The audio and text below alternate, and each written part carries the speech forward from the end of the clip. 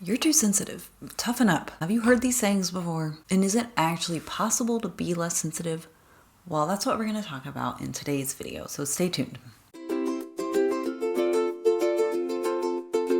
I've often thought about the difference between controlling your emotions and letting your emotions happen. Going too far one way and saying you need to control your emotions all the time, or you need to toughen up and push through them, runs the risk of invalidating your experiences and doesn't allow you to learn about yourself and understand your reactions. Could also lead to resentment, anger, or numbing behaviors like substance abuse or overeating. However, going too far the other way and saying you need to feel your emotions all the time could lead to feeling overwhelmed by your emotions. It might make it difficult to focus on day-to-day tasks and getting things done that you need to do, and could also feel like you have no control over yourself or your reactions. It could even lead to harmful beliefs like, well, this is just how I am, you need to deal with it. So where is the line? What is the truth? Where is the balance? Well, let's look at the research, shall we? Emotions are automatic. We can influence them, but ultimately we can't always choose them.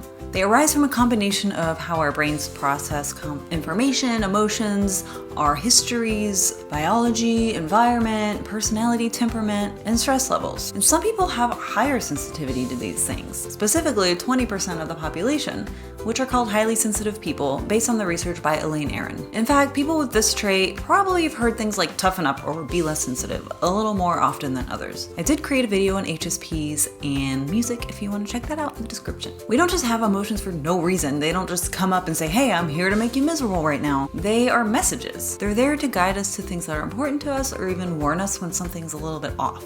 It's kind of like an internal GPS system. So can we be less sensitive and learn to control our emotions? Well, yes and no. We can't control the initial emotion, but we can control our reaction to that emotion. So that's the part that we can work on. But this is why saying things like you're too sensitive or toughen up can be harmful to people that don't fully understand this, because it just adds a layer of shame to something you already feel like you can't control that's just a biological part of you. It's like saying, hey, you're too short, you need to get taller. You can't control your actual height, but you can control what you do with that height and use it to your advantage. So how do we work on managing our reactions to our emotions? Well, there are a lot of ways to work on emotional regulation. There's cognitive behavioral therapy, dialectical behavioral therapy, mindfulness skills, just for a few examples. And if you're seeking help in this area, you can always search for a therapist or mental health professional to help work with you through this. I've included some resources in my description. So bottom line, you can't erase your sensitivity, and honestly, you shouldn't want to. If you are a human, but especially a highly sensitive person, it's important to recognize that sensitivity is a package deal. There are so many helpful and amazing traits to being a highly sensitive person. Noticing details other people don't, being able to empathize with and understand people on a deep level, creativity and heightened positive emotions. But on the other side of it, this can be a challenge. Feeling easily overwhelmed or overstimulated, having difficulty with boundaries,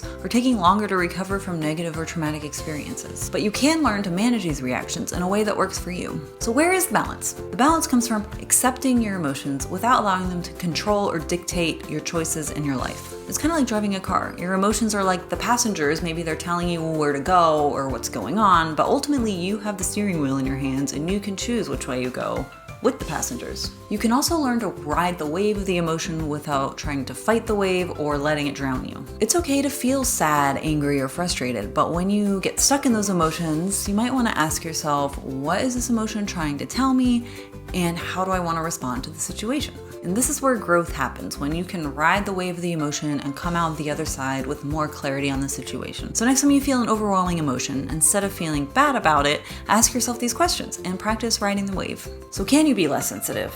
Well, maybe the question is, should you be? Instead of aiming for less sensitivity, what if we aimed for emotional intelligence or emotional strength? The ability to feel deeply, but respond in thoughtful and helpful ways. Remember that emotions are not the enemy. They're a tool, a guide, an opportunity to learn about ourselves. So next time someone tells you to toughen up, just remember that it's not about feeling less sensitive, but more about being emotionally intelligent. Thanks for watching this video. I hope it was helpful. I post videos about therapy, music therapy, expressive arts, and all that fun stuff every Friday. So please like, share, and subscribe if you're interested in seeing more content like this, and hope to see you in my next video. Thanks for watching. Bye.